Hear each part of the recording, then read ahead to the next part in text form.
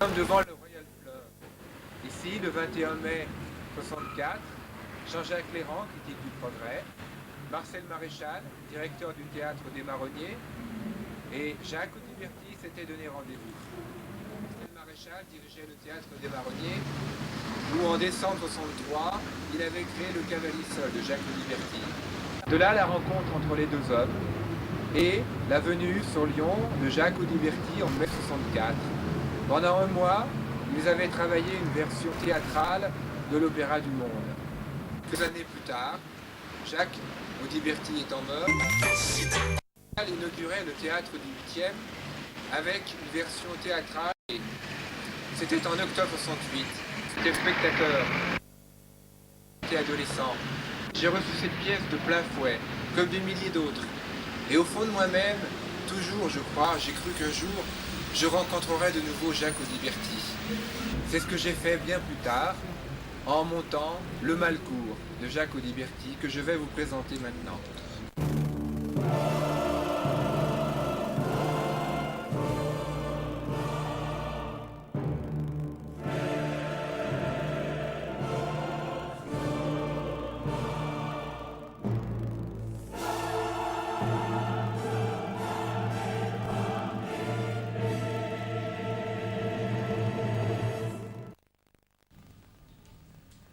En fait, Larika, c'est un personnage qui est à la fois très proche de ce qu'une jeune fille peut être à toutes les époques.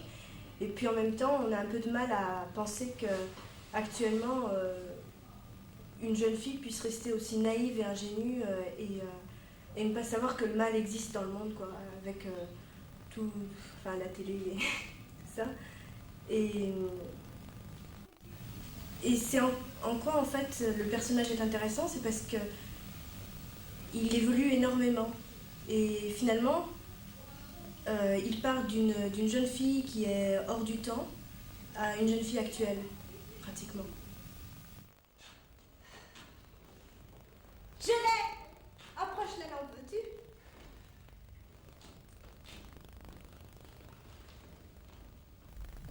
Oui, on ne peut pas dire. Il est mignon.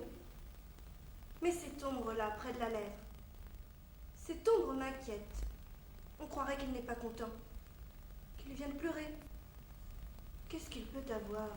Les rois ne sont pas exempts du déplaisir. Il ne va pas gémir toute la journée. Non, de temps en temps, comme tout le monde. Et quand il ne gémit pas? Qu'est-ce qu'il fait quand il ne gémit pas? Il étudie, je suppose. Il digère. Il dort. Il dort, le bienheureux. Et moi? Quels seront mes emplois? Tu donneras du bonheur à ton époux. Toute la journée? Toute la journée, oui. Et toute la nuit. Ce bonheur que je donnerai, dis-moi à Toulouse, où le prendrai-je? Tu le prendras dans ton époux. Le bonheur que je prendrai dans mon époux, sera-t-il celui que je lui aurai donné? Ne revoirai-je que mon bien? Oh, tu me casses la cervelle. Si tu refuses de dormir, au moins tais-toi. Alarica est arrivée aux portes de l'Occident. Le lendemain, elle doit épouser le roi parfait. Elle est nerveuse et encore vierge du mal. Ce beau jeune homme prétend être le roi d'Occident. Il en a les allures, le charme, la voix. Mais son attitude semble bien désinvolte. Pourquoi ne pas attendre le lendemain? Pourquoi ne pas respecter le protocole?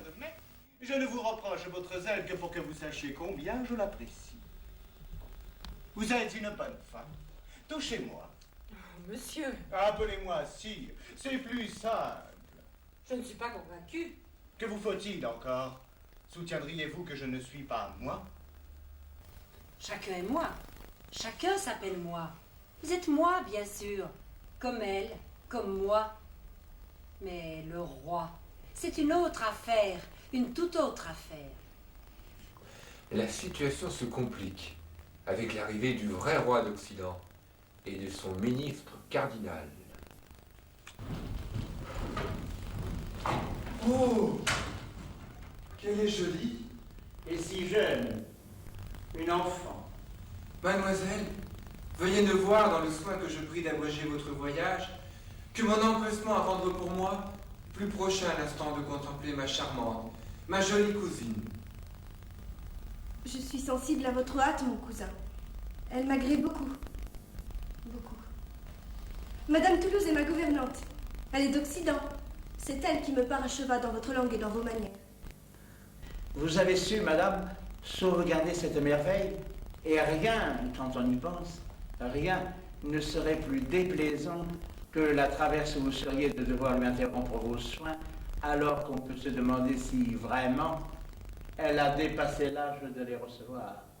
Toulouse, la gouvernante, est un personnage ambigu, car elle est confrontée à plusieurs amours. L'amour pour Alarica, l'amour pour son roi d'Occident, et l'amour pour le maréchal. Et avec ces amours, eh bien évidemment, son cœur est torturé. Il faut qu'elle choisisse. Et donc, tout le long de la pièce, il faut qu'elle apparaisse tantôt gentille, tantôt amoureuse, et tantôt passionnée. Mais elle, la pauvrette, elle existe. Elle a un homme. Elle a un corps. Ce n'est pas qu'un nom dans un contrat glacé. Elle a un corps. C'est bien ce que vous avez dit. Certes. Tant pis pour vous, tant pis pour elle. Sur le corps de la jeune personne, puisqu'on est allé jusqu'à le mettre tout chaud dans le débat, nous avons là quelque chose. Il s'agit de la déposition d'une converse du couvent de Sainte-Flamande à Stettin, où la princesse Alarica, dans sa jeunesse, passa quelques années. Selon cette déposition, reçue par notre consul, la princesse aurait... Mon Dieu, qu'est-ce qu'on va nous sortir? Je m'élève contre ces procédés. Croyez-vous qu'il soit utile, vraiment? La princesse aurait les doigts de pied qui se tiennent. Et ce n'est pas tout. Ce n'est pas tout. Dans le fond, le maréchal pourrait être le personnage le plus sympathique de la pièce, puisque lui ne participe pas du tout à la conjuration, il n'en connaît rien. Mais ne pourrait-on pas le comparer à ces grands commis de l'État qui finalement servent un État, quelle que soit sa personnalité, quelle que soit la personne qui est à la tête. Et c'est un peu ça, le maréchal, il est opportuniste, il est un peu gonflé de lui-même, et il va donc vers où l'État le porte. Oh, ah, votre excellence a-t-elle vérifié? Je connais la princesse. Elle est saine comme l'œil. Elle est aussi claire que Dieu. Monseigneur, je vous convie à répéter la voix haute ce que vous venez de filtrer. Pour diverses raisons, vous ne sauriez l'entendre. Ainsi, le ministre cardinal est venu pour détruire le rêve d'Alarica, son mariage avec le roi parfait. Et pour cela, il n'hésite pas à utiliser des rapports de basse police, à inventer des preuves. Vous avez fricassé toute cette affaire. Il vous faut maintenant la vallée. Puissiez-vous en étouffer. De roses et d'azur, d'églises et drapées.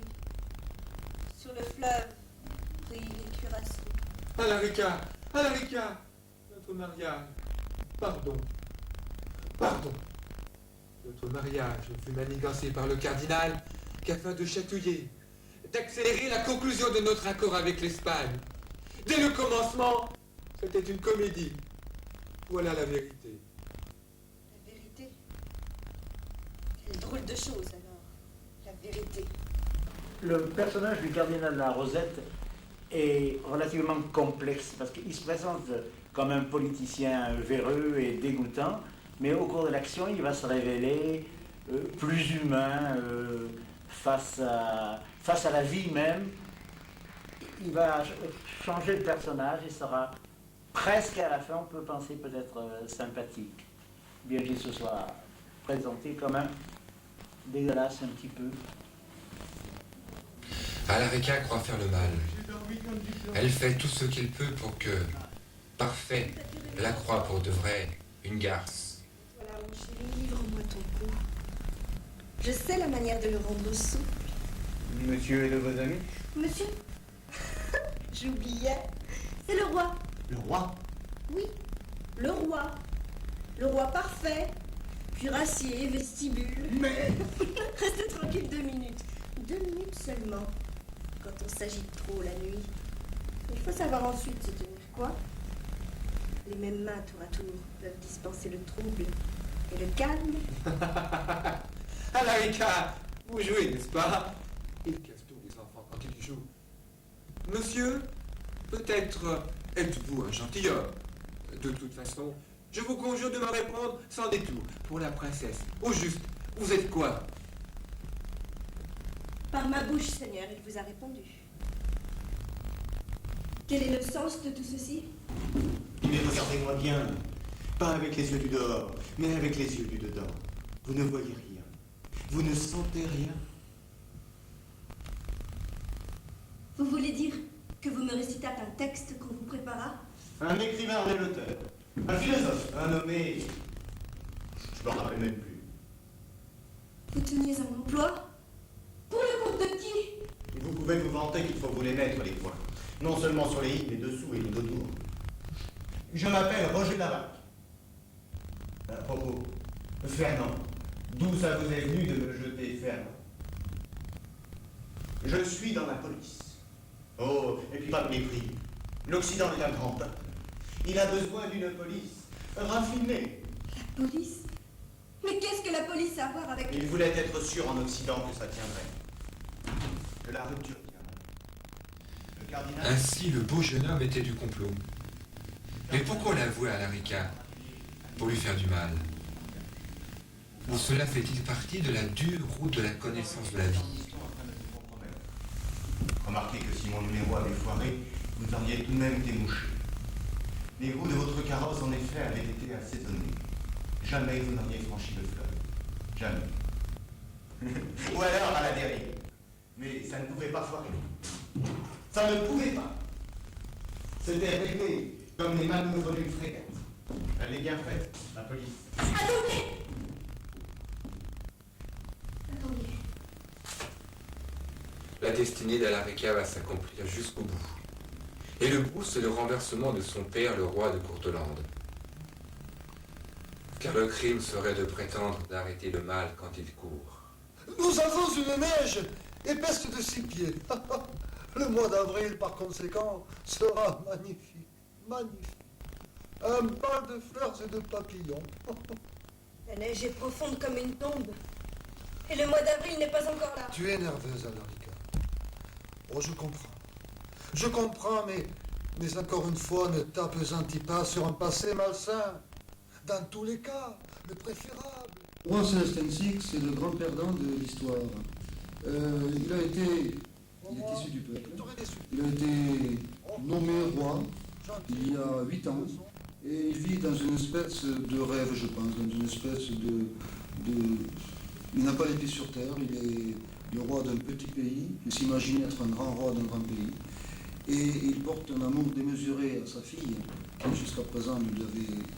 C'était jusqu'à présent un amour justifié, et puis il est trahi à la fin, et il retombe plus bas que le niveau d'où il venait.